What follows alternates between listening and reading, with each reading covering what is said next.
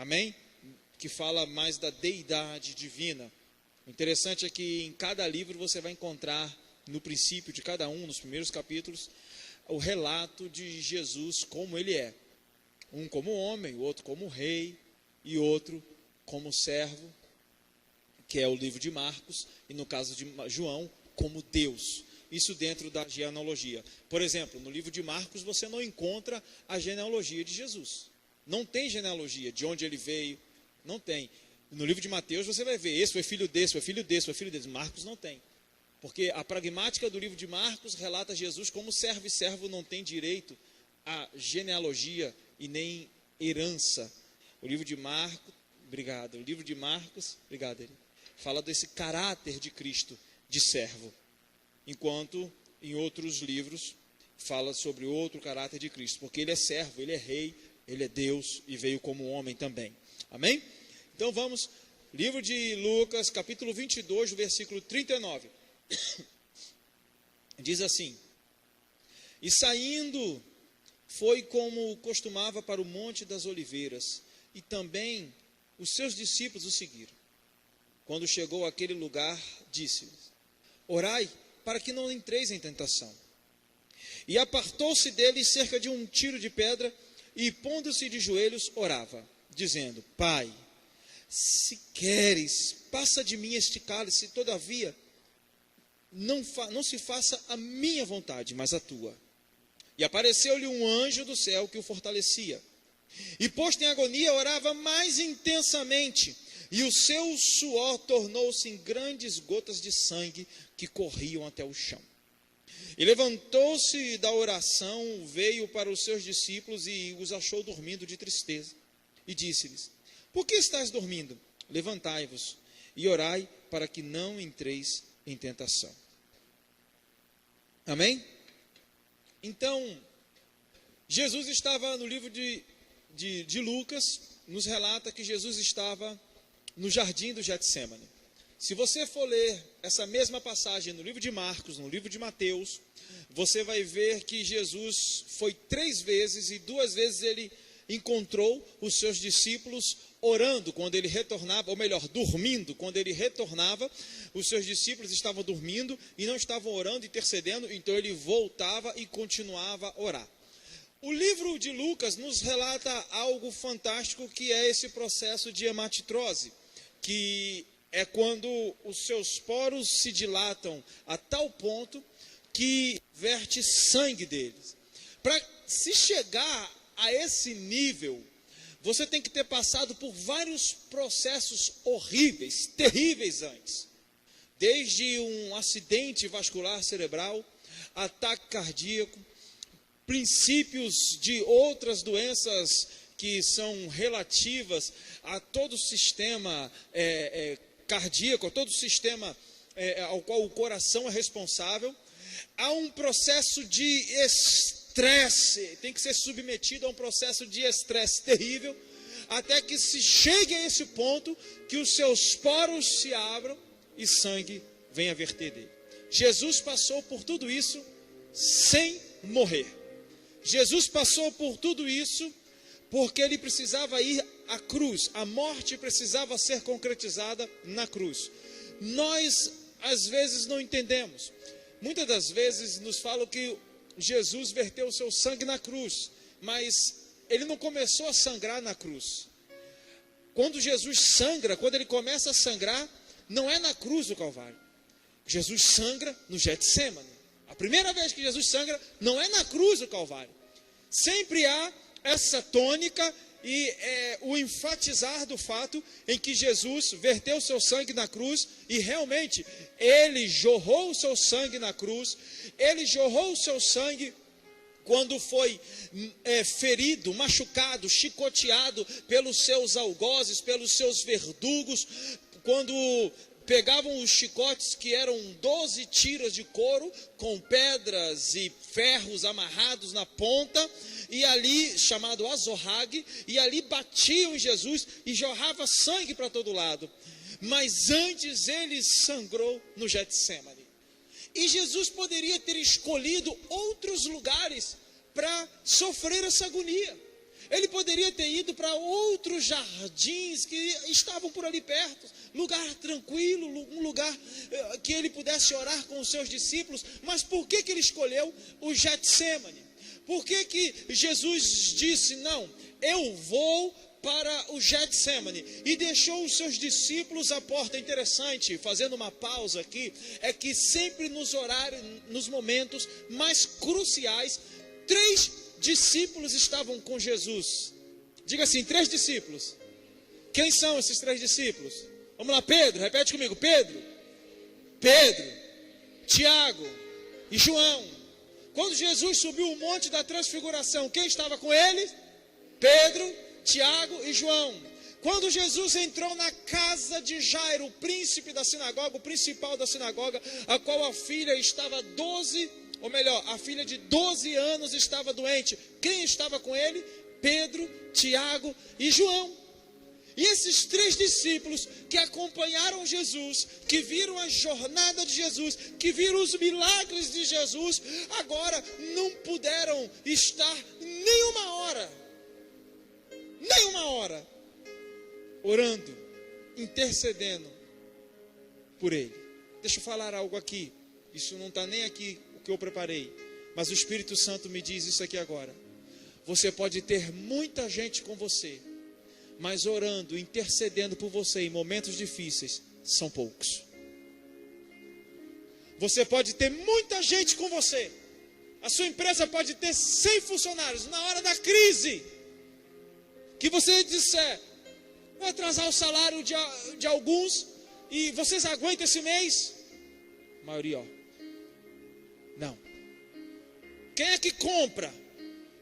Você pode ter muita gente com você, sendo amigo, na hora da festa, na hora que tudo está bem, mas ao seu lado, na hora que a crise bate, é a minoria.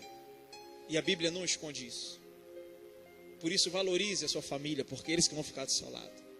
Valorize os seus amigos mais íntimos, aqueles que não estão nem aí se você vai na casa deles de chinelo, ou com a bolsa Louis Vuitton, ou se você tem um Fusca, ou se você tem uma picape. Valorize, porque são esses que vão ficar com você, porque eles não estão interessados no seu status quo, e sim na sua presença. Sim, na sua presença. E a Bíblia diz que Jesus passou por isso. Vocês não puderam interceder por mim em nenhum momento na cruz. Quem ficou? Só João ficou na cruz, dos discípulos, olhando para ele. Por isso que você não vai ver ninguém que fale mais de amor na Bíblia do que João. Irmão, está fugindo tudo aqui, eu vou tentar voltar. Você não vai ver ninguém na Bíblia que fale mais de amor do que João. Sabe por quê? Porque só pode ter uma fala com autoridade de amor quem ficou perto na hora da dor. Só pode ter autoridade para falar de amor quem passou pela dor e continuou ali, firme. João não ligou. Se me falarem, Pedro disse, eu não conheço. Foi negando uma, negando duas, negando 3, e Jesus já disse que isso iria acontecer. Pedro, Satanás me pediu para te cirandar. Eu só vou orar para que a sua fé não desfaleça. Por isso que quando Jesus ressuscitou, ele disse o seguinte: chame os discípulos e chame a Pedro. Porque Pedro estava com um sentimento de culpa terrível, porque sabia que tinha errado, sabia que tinha falhado, sabia que tinha negado, sabia que tinha vacilado feio, e ficou lá no canto.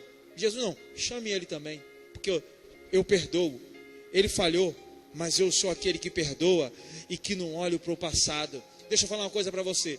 Enquanto o diabo fica olhando para o seu passado e negando o seu presente, Jesus Cristo, ele olha para o teu futuro e ele diz: é lá que eu te enxergo, eu potencializo aquilo que você é lá. O diabo olha para você hoje e diz: você não é ninguém por aquilo que você fez no passado. Jesus Cristo olha para você hoje e diz: você pode, porque eu sei onde você quer chegar. Você pode aplaudir o Senhor. Você pode aplaudir? Você pode aplaudir? Então vamos começar. Jardim do Getsemane. Por que ele escolheu o Jardim do Getsemane? Por que ele estava no Getsemane? Getsemane significa em aramaico lugar da prensa e do azeite. Jesus precisava ser prensado. Prensado. Ele poderia escolher qualquer outro lugar, mas ele escolheu o lugar da prensa. Às vezes, a vida nos prensa.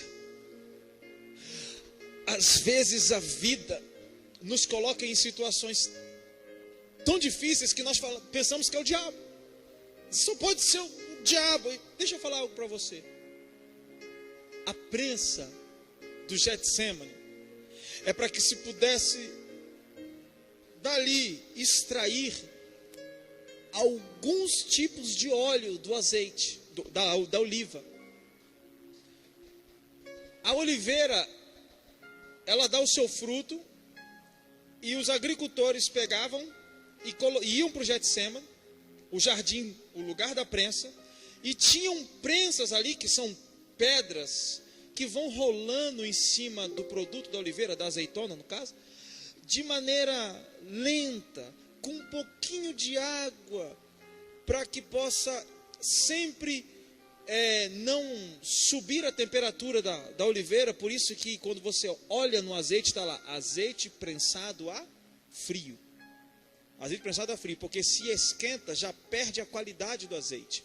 Então, a pedra ia passando em cima e ia esmagando a oliveira, prensando, para que dela pudesse se extrair alguns tipos de óleo. Jesus, ele foi prensado a ponto dos seus poros sair sangue. Quando ele passou por essa prensa, quando ele passou por esse processo de hematitrose, dele começou o processo de sofrimento. A agonia de Jesus não começou na cruz e não começou no flagelo. A agonia da cruz começou no Getsemane. E às vezes nós estamos no Getsemane espiritual, almático, um tempo da nossa vida. Mas entenda, o Getsemane é um tempo. Na cruz ele venceu. E a Bíblia diz que se estamos crucificados com ele, ressurreto nós somos com ele. O Getsemane é um processo. Jesus não morou no Getsemane, Jesus não morou nem na cruz e nem no túmulo, porque a morte não pôde contê-lo. Então o Getsemane é um lugar onde você entra e você é prensado para que possa se extrair de você o melhor. E o que acontecia no Getsemane? Que tipo de óleo? E aí a gente entra no estudo. Que tipo de óleo? Bom, Lucas, para quem não sabe, não foi um discípulo que andou com Cristo. Lucas foi um discípulo que andou com os apóstolos. E principalmente com Paulo. Foi Lucas que escreveu o livro de Atos todo. Entendeu? Então Lucas, ele dentro desse processo investigativo, ele faz bem detalhado, ele é o único que relata esse detalhe dos poros vertendo o sangue de Jesus. E dentro do Getsemane, eu aprendo aqui no livro de Lucas, no capítulo 22, 39 diante, né, que o primeiro tipo de azeite que era extraído é esse azeite que nós consumimos hoje, chamado o azeite de oliva, que é o azeite extra virgem. Então, a prensa passava em cima de maneira lenta e com esse pouquinho d'água para resfriar, para baixar a temperatura, para que pudesse se extrair esse óleo. Interessante é que esse detalhe da água, para que a temperatura não suba e não desqualifique o azeite, simboliza o Espírito Santo na nossa vida, porque é Ele que nos momentos mais difíceis nos faz ficar ali dizendo: aguenta firme, você não está sozinho, parece que está, mas não está, aguenta firme. Irmãos, é por isso que nós devemos buscar essa comunhão com Deus e entender as coisas do Espírito. É por isso que nós não podemos apenas nos informar da palavra dentro de um estudo naquilo que atinge o intelecto humano.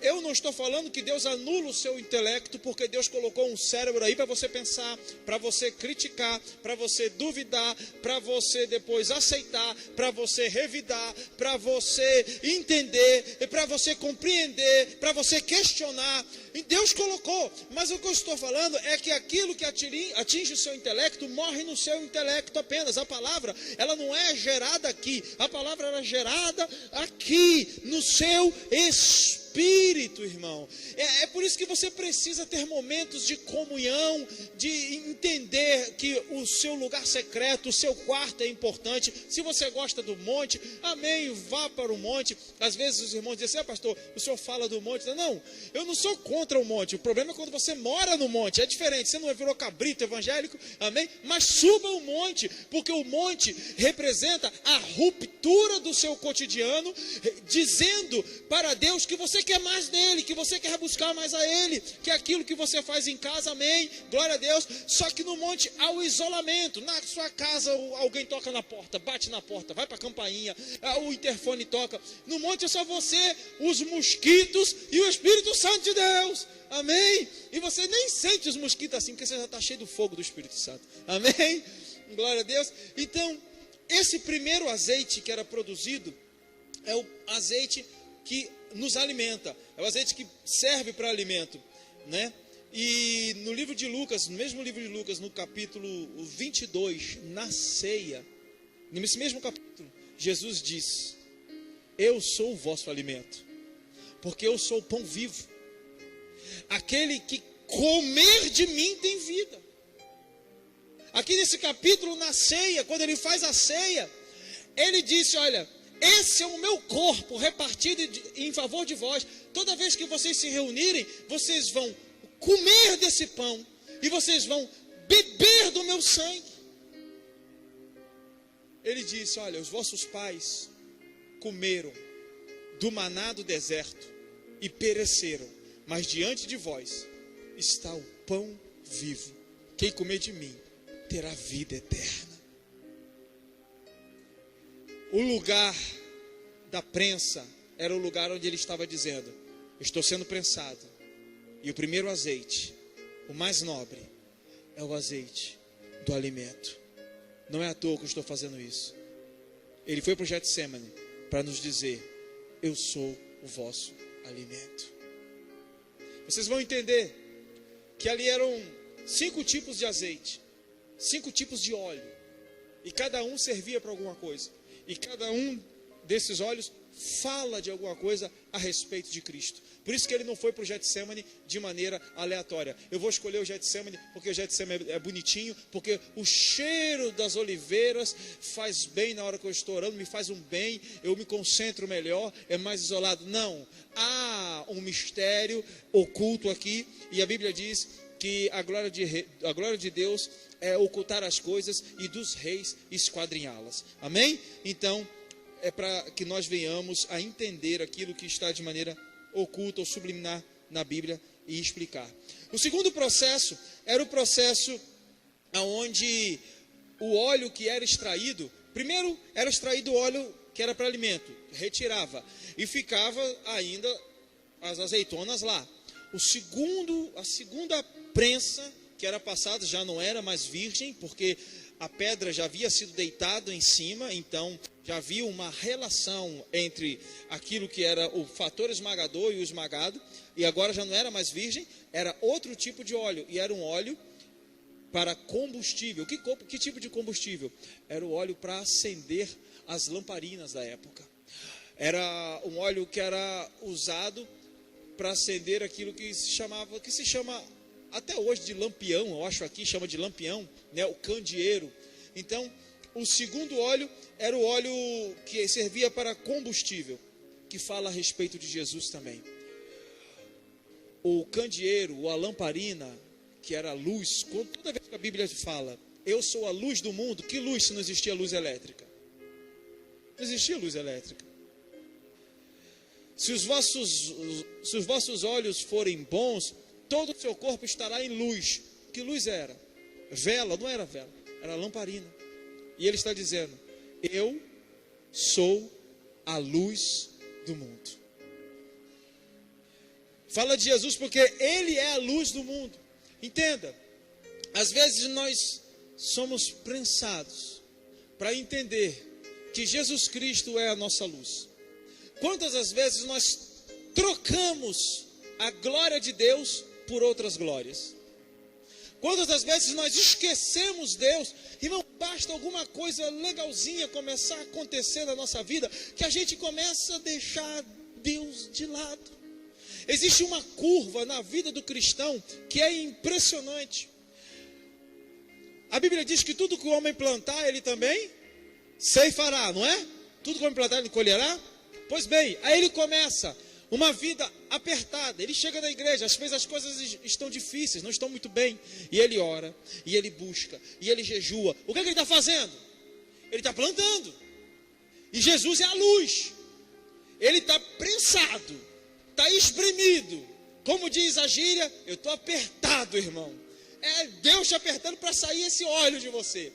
E Jesus é a luz, e é Jesus para cá. Ele está plantando. Daqui a pouco ele começa a colher. Aí ele começa a subir no gráfico. Imagina um gráfico espiritual. Ele começa a subir. Ele começa a subir daqui a pouco. Porque ele plantou. Aconteceu. E quando chega aqui, que é o lugar que ele deveria explodir, que ele deveria, sabe, expandir, que ele deveria... Sabe o que ele faz quando chega aqui? Ele já não busca mais a Deus como antes. A luz do mundo dele já não é mais Jesus. São as coisas que Deus deu a ele. Ele subiu, Deus premiou, Deus honrou, Deus, promoveu, Deus fez grandes coisas, mas ele se esqueceu, ele começou a se relacionar com as coisas de Deus, e essas coisas que Deus deu, virou o Deus dele. Aí é onde entra a curva. Em vez dele subir mais, ele pum, porque trocou a glória de Deus. Na hora de explodir, ele entrou na curva, desceu. Agora tem que começar o processo de novo, porque ele trocou a luz. Trocou a luz. Uma vez um rapaz começou a trabalhar numa empresa, assim que começou a surgir essas empresas que contratavam pessoas para trabalhar com software e na área de computação, e ele era um dos únicos no estado dele, e tinha feito um curso muito avançado, tinha pago caro, e ele estava desempregado e não conseguia, e aí essa empresa chamou ele, e o pastor falou, glória a Deus, amém, e era um rapaz muito fiel, e dizimava fielmente, né, o pouco que ele conseguia, nos bicos que ele fazia, ele dizimava, e daqui a pouco ele começou a dizimar, ele começou a ganhar em dólar, a empresa era de fora do Brasil, e ele dizimava cerca de $10, porque ele ganhava por quinzena, então a cada quinzena, aí ele começou a dizimar $10, que na época o salário mínimo era bem mais baixo, então o que ele ganhava era muito. E começou a ser promovido, e começou a aumentar o seu dízimo, e o pastor, glória a Deus, pastor, está dando certo, e o pastor, amém, obrigado, pastor, porque o senhor orou junto comigo, eu fui contratado. Chegou uma época que o dízimo dele passava um pouco de $1.000, e aí ele foi conversar com o pastor, dizendo o seguinte, pastor, o senhor sabe, né, agora, muito alto, e... Vamos negociar, eu dou aí os $500 para a igreja, tá bom demais, não tem ninguém aqui na igreja que dizime isso que eu vou dizimar, e tá ótimo, pastor, porque $1.000 é muito, né? Aí o pastor disse assim, irmão, vamos fazer o seguinte, eu tenho uma proposta melhor para você. Qual, pastor? Melhor. Realmente, $1.000 é muito. Sabia que o senhor ia compreender. Então, o senhor lembra quando eu orei para que o seu salário aumentasse, fosse contratado e tal? Lembro, pastor. Pois agora eu vou orar para você voltar a ganhar como você ganhava antes, só com aqueles bicos, que é facinho. Quando você ganhava pouco, você era fiel. Tá bom, porque Deus não está interessado no valor, Deus está interessado no seu coração. Se você não for fiel naquilo que Deus tem para você, você pensa que isso que você está recebendo é o teto? Não é o teto. Vamos orar. Assim como eu orei para que Deus te levasse a esse nível, vou orar para que Deus volte ao nível que você era fiel. Você entende que nós nos relacionamos e trocamos Deus muitas das vezes? Ele, não, pastor, eu entendi o recado. Você entende? A gente começa a ser premiado por Deus e o prêmio vira o próprio Deus na nossa vida. Não deixe Jesus ser a luz. O segundo óleo era luz, era para que viesse a ser gerado luz, para que os candeeiros viessem a ser acesos. O terceiro óleo que era produzido era o óleo para fazer unguento, era o óleo considerado remédio, era o óleo que eles tiravam, passava-se a terceira prensa, e a terceira prensa tirava outro tipo de óleo, que era o óleo para cicatrizar feridas e matava bactérias. Isaías 53 diz que nós fomos sarados pelas suas pisaduras. O castigo que nos traz a paz estava sobre ele. Ei, nós fomos curados e sarados por Cristo. Ele foi espremido. Isaías escreveu isso, sabe há quantos anos? Quantos anos, você sabe? 730, 750 anos antes de Jesus nascer. Isaías escreveu no passado como se já estivesse acontecido. Isaías não falou assim, olha, e as suas pisaduras vão sarar. Não.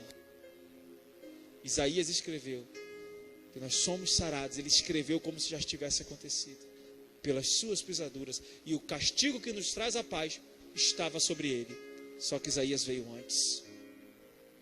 Ei, dele sai o óleo que cura as suas feridas. E deixa eu falar algo aqui. Como tem gente ferida hoje. Tem gente ferida na família. Tem gente ferida com pai, com filho, com patrão. Quando a gente parte para a área de cura interior, irmãos, tem gente que tem ferida de 20 anos atrás, com patrão, com professor, com tio. Feridas que são rombos abertos. E os bichos, sabe quais são os bichos que comem a nossa ferida? A falta de perdão, a mágoa, o rancor, o ressentimento. O ressentimento, sabe o que é o ressentimento? Essa arte de sentir várias vezes. Por você ficar sempre magoado, você sente e ressente. Sabe aquela criança que você briga? Aí a criança está ali. Passou 10 minutos, ele pega no sono. Aí você passa a mão dele e faz assim. Não tem? A criança não faz assim? Ressentida. Porque a criança é sensível. Mas logo depois, a criança também tem uma resiliência fantástica. Depois ela já está ali abraçando você. Mas a gente que é adulto, cheio de concepção, cheio de não, quem é ele para falar assim comigo? E a gente fica ressentindo, e as feridas vão ficando abertas, e continuam abertas, e às vezes elas se abrem mais e mais e mais, e são elas que vão afundar o barco da sua vida, porque nenhum barco fica na superfície com um rombo no casco. A água vai entrando. O que é essa água que entra? É todo tipo de pensamento maligno, é todo tipo de pensamento equivocado. Deixa Jesus sarar você. Deixa o óleo, deixa essa terceira prensa verter sobre a sua vida. O óleo da cura. Deixa matar essas bactérias. Esses pensamentos malignos. A água entrando, enferrujando o casco do barco da sua vida. Daqui a pouco você vai naufragar. Você vai entrando. O oceano, quando você mergulha, é tranquilo. Eu faço mergulho submarino. É legal, você, a princípio você olha, mas chega uma hora que começa a ficar escuro. E é para essa região abissal que esses sentimentos vão te levar. E aí vem pensamentos de morte, vem pensamentos de abandono, vem depressão, vem um monte de coisa ruim. Porque nós não nos deixamos ser banhados por esse unguento de Cristo na nossa vida. Deixa esse bálsamo verter. A Bíblia fala de um rapaz chamado Gileade, livro de Juízes, no capítulo 11, chamado Jefté. Gileade era pai de Jefté, livro de Juízes, capítulo 11. Esse rapaz, o Jefté, teve um caso com uma prostituta. Ou melhor, me perdoe, Gileade teve um caso com uma prostituta e dele saiu Jefté. E quando ele cresce, os irmãos dizem o seguinte: você não é nosso irmão. O nosso pai teve um caso com aquela prostituta e você não é nosso irmão. Saia para fora da nossa casa. E expulsaram esse menino de casa. E esse rapaz sai com ódio, com rancor, sai cheio de mágoa. E Jefté vai embora. E Gileade nem fala nada. Omisso, um pai que fica parado, vendo os irmãos expulsarem o próprio filho de casa. Só que ele era cheio de dons, ele era cheio de qualidade. E ele vai embora, e a primeira coisa que ele faz é se juntar com um monte de gente que não prestava, porque ele estava amargurado. Ele precisava desse processo de identificação. E a Bíblia diz que ele se juntou com homens aventureiros. Irmão, ele chegou: olha, já que eu não presto, já que eu sou filho de uma prostituta, já que nem o meu pai me defendeu, agora eu vou às forras. E se juntou com homens amargurados de espírito, endividados. A Bíblia diz no original em hebraico que aqueles homens eram homens que faziam arruaça e tinham seu espírito amargurado. E aí os anciões procuram Jefté depois dizendo: um povo se levantou contra a gente, ninguém quer guerrear, você tem dons, vamos lá. Sabe o que Jefté fala? Jefté diz: olha, Jefté podia dizer o seguinte: eu não vou não, eles me colocaram para fora. O pai de Jefté, Gileade, era uma figura importante naquela cidade. E Jefté diz: eu volto. Aí Jefté faz um voto com Deus. Aí ele diz: se o Senhor me der os amonitas nas minhas mãos, primeira coisa que sair da minha casa, eu sacrificarei a ti. E aí há uma discussão até hoje para saber o que Jefté fez. Porque a primeira coisa que saiu da casa dele foi a filha dele. Quando ele venceu a guerra e saiu, a filha olhou: papai está voltando. Isso passou um tempo, Jefté teve filhos. E aí hoje, até hoje, os teólogos discutem se Jefté matou a sua filha porque foi um voto que ele fez, ou se foi um voto de castidade. Até hoje os teólogos discutem isso. Mas ele estava tão desesperado para se vingar, para dizer: me colocaram para fora, agora eu vou voltar para lá e eles vão ver quem eu sou. Quantos anos eu fiquei fora, quantos anos, mas agora eu tenho família, eu sou um homem de bem. Se o Senhor me der esse povo na minha mão, quando eu voltar da guerra, o que sair da minha casa eu sacrificarei a ti. Você entende o que uma pessoa amargurada pode fazer? O nível que ela pode atingir? Por isso que você precisa deixar Jesus limpar as suas feridas. Feche os seus olhos, coloque a sua mão no seu coração. Aleluia, Senhor. Você é a casa de Deus. A casa é sua, pode entrar. Me esvazio de mim. Você é a casa do Senhor. Deixa Ele limpar você. Me esvazio de mim.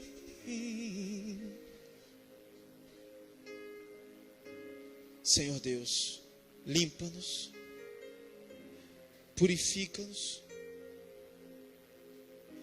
derrama esse bálsamo, o mesmo bálsamo que havia na cidade de Gileade, que curava as feridas, que pessoas de várias cidades em volta, de várias aldeias em volta, iam até Gileade buscar esse bálsamo que curava as feridas.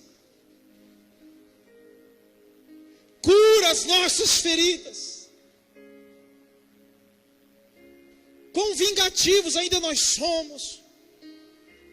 Limpa-nos. Precisamos tanto de Ti. Cura-nos. Cura-nos. Aleluias. Aleluias. Quarto e penúltimo. O quarto processo, passava-se a prensa de novo. E o azeite que era tirado era um óleo da unção. E esse óleo significa o revestimento do Espírito Santo. A Bíblia diz que Jesus é o ungido de Deus. Isaías 161, que veio fazer o bem.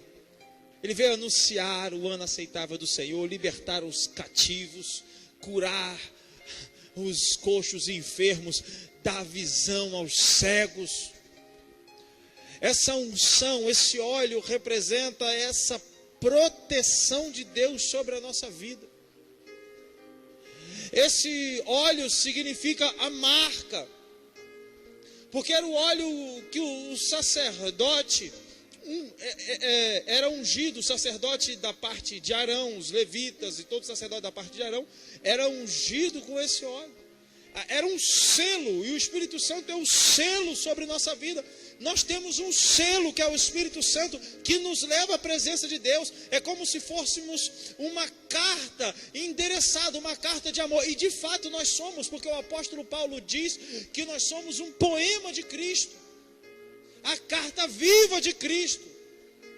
A sua Bíblia pode estar escrito que nós somos feitura. Não é feitura, ali é um poema, uma carta bíblica. Sabe o que é uma carta viva? Uma carta é que as pessoas olham para você e elas conseguem ler em você: Jesus Cristo habita aqui. Por isso que evangélico vem de evangelos. Evangelho significa aquele que faz o papel de um carteiro, de um pombo correio, na época, no caso, que entrega uma mensagem. É por isso que é impossível ser evangélico se você não for o mensageiro de boas novas. Se você não entrega boas novas, você pode amar a Jesus, você pode dizer que Jesus é o seu Senhor, mas evangélico você não é. Porque o evangélico é o que cumpre o evangelho, é aquele que anuncia as boas novas. Eu te pergunto, o que tem saído da sua boca?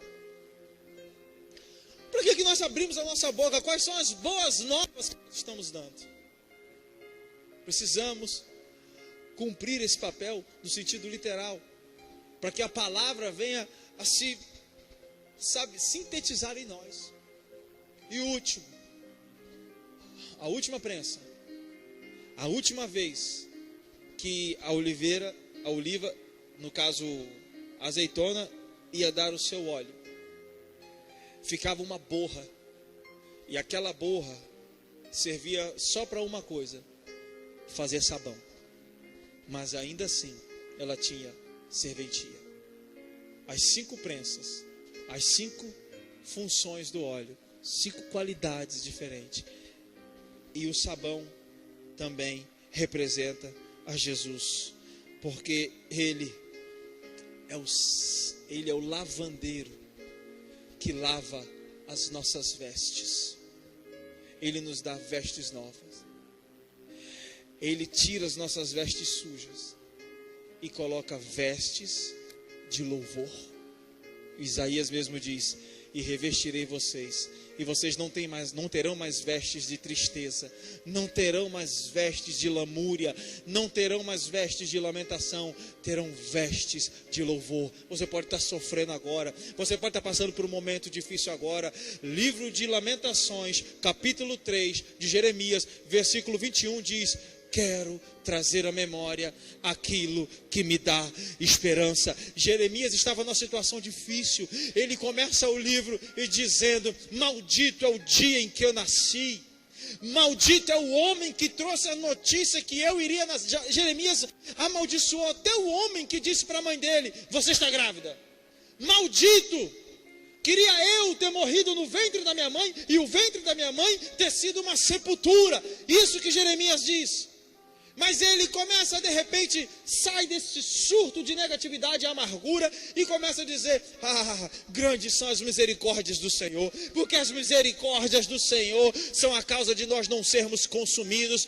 Elas não têm fim e se renovam a cada manhã. Eu quero trazer à memória aquilo que me dá esperança. Eu não vou ficar olhando para as minhas feridas, elas vão aumentar mais. Eu vou olhar para as promessas de Deus, eu vou olhar para aquilo que Deus tem, eu vou olhar para as grandiosidades daquilo que Deus me prometeu, eu vou olhar para o futuro de bênção, eu vou olhar para a cura, para a restauração, eu vou olhar para tudo aquilo que Deus falou, porque eu vou aonde Ele disse que eu vou, eu sou quem Ele disse que eu sou. Você pode aplaudir a Deus? Traga a memória traga à memória aquilo que te dá esperança. E no Getsemane, nós aprendemos, finalizando, 3 coisas. Getsemane é o lugar da decisão. Entenda, no deserto Jesus venceu a Satanás. Na cruz Jesus venceu o mundo. No Getsemane ele venceu a si mesmo. E Getsemane é o lugar da decisão. É o lugar onde ele diz: eu vou até o fim. Seja feita a tua vontade, a ponto de um anjo vir consolá-lo. No Getsemane é o lugar da submissão, porque ele estava dizendo: não é a minha vontade, é a sua vontade, Pai. Eu sou submisso a ti. Às vezes você não está com vontade de vir à igreja. Deixa eu falar uma coisa para você. Sua carne nunca vai estar com vontade de estar aqui. Já passei do horário. Sua carne nunca vai estar com vontade de estar aqui. Nunca. Mas o seu espírito quer. O seu espírito quer.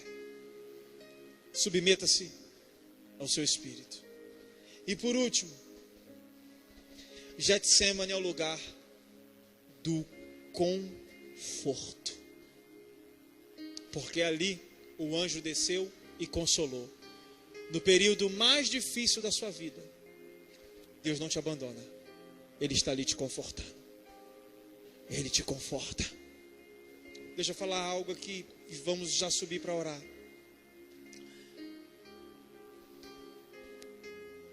Na semana que passou agora, eu acho que eu perdi, da minha família, 2 pessoas faleceram, mais uns 3 amigos. Só no domingo, aqui, 2 pessoas. Um tio e primo muito especial para mim. Porque ele é primo legítimo da minha mãe. E é casado com a irmã do meu pai. Ele é meu primo e meu tio. Desde pequenininhos, nós fomos criados, meu aniversário de 1 ano foi na casa dele. A nossa família sempre, todo mundo se reúne junto, e quando um vai para qualquer lugar do Brasil, todo mundo vai. Se um vai para Minas, todo mundo vai para Minas. Você vai para Vitória, você vai para Brasília, você vai para Santa Catarina. É 50, 60 pessoas. Há 20 dias atrás, ele fez um jantar. Só para você ter ideia, esse meu primo que morreu agora, domingo, tinham no jantar, na casa dele, 92 pessoas. 92. Eram 37 carros na rua. Estava com 83 anos. Mas se olhava, você não dizia. E de uma hora para outra descobriu um câncer e veio a falecer em pouco tempo. E no mesmo dia, outro primo no Rio de Janeiro. No mesmo dia. É difícil. Só que antes dele morrer, 3 dias antes, eu liguei para minha tia. E estavam minhas primas lá. E sabe o que ele disse? Primeiro ele disse assim: quero aceitar Jesus. Ele falou: quero aceitar Jesus. Ah, vai aceitar Jesus? Então vou chamar o pastor aqui. Não, não quero que esse pastor não. Você quer escolher o pastor? Ele, a partir do momento que ele quis, ele já aceitou. Já estava querendo. Chame Gilson. O Gilson é meu tio, que é pastor no Rio de Janeiro. Tem uns 8 pastores na família. Aí, subiu meu tio do Rio para Juiz de Fora. Ele aceitou Jesus.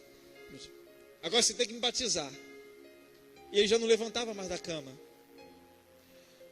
E meu tio foi, deu um jeito de batizar ele na cama mesmo. Pronto. Passou aí uns 12 dias, 10. Ele veio a falecer. Todo mundo da família, sereno. Minha tia, serena. Minhas primas, tristes. Estão tristes, mas serenos. Sabe por quê? Porque sabe onde ele está. Que ele fechou os olhos aqui e acordou do outro lado, com Jesus Cristo dizendo: vinde, amado do meu Pai, entre para o gozo eterno. Ainda que eu atravesse o vale da sombra, não temerei mal algum, porque tu estás comigo. Tua vara e teu cajado me consolam. É o Espírito Santo. Unge minha cabeça com óleo. Entenda, quando você tem o Espírito Santo, você é confortado. Deus te conforta. Você está aqui porque Deus te confortou nos momentos mais difíceis da sua vida. É por isso. Por isso que você não pode se afastar dele. Não se afaste. Busque todas essas qualidades e todos esses olhos que são oriundos da árvore oliveira, do fruto da oliva, tem que estar sobre nossa vida. E todos eles falam de Jesus. Nós vamos orar agora. Eu não sei o que você precisa, se é a luz mais, se é o conforto, a cura. Eu não sei se é esse alimento, o pão vivo, para você sair daqui, porque Jesus é o pão que te dá força. Eu não sei, mas eu sei que Jesus é o que você precisar. Jesus é. Se coloque de pé aplaudindo o Senhor. Aplauda o Senhor, se coloque de pé, vamos orar. Gabriel, pode aumentar um pouquinho essa música? Por favor. Entenda. Livro de Êxodo, Moisés diz: se eu for interrogado, se me perguntarem, quem me mandou? O que eu digo? Ele diz, Deus diz, diga que o eu sou te enviou. Por que ele não diz o eu fui? Por que ele não diz o que eu serei? Ele diz o que eu sou, porque ele é o que você precisa que ele seja. O eu sou, ele é transcendente, ele é aplicado em qualquer tempo. Ele é o que é hoje. Você precisa que ele seja cura, ele vai ser cura. Se você precisa que ele seja provisão, ele vai ser provisão. Se você precisa que ele seja amor, ele vai ser amor. Se você precisa que ele seja ousadia, ele vai ser ousadia. O que você precisar, ele é. Agora, aplica, alimenta as suas expectativas, ou melhor, aumenta as suas expectativas e alimente a sua fé. Não alimente os seus medos. Faça ao contrário, os seus medos morrerão de fome. Vamos orar. Eu já passei, me perdoe. A gente termina bem antes, mas eu creio que Deus falou com você. E eu não poderia sair daqui não entregando aquilo que Deus tem pra gente. Pegue na mão da pessoa que está ao seu lado, você que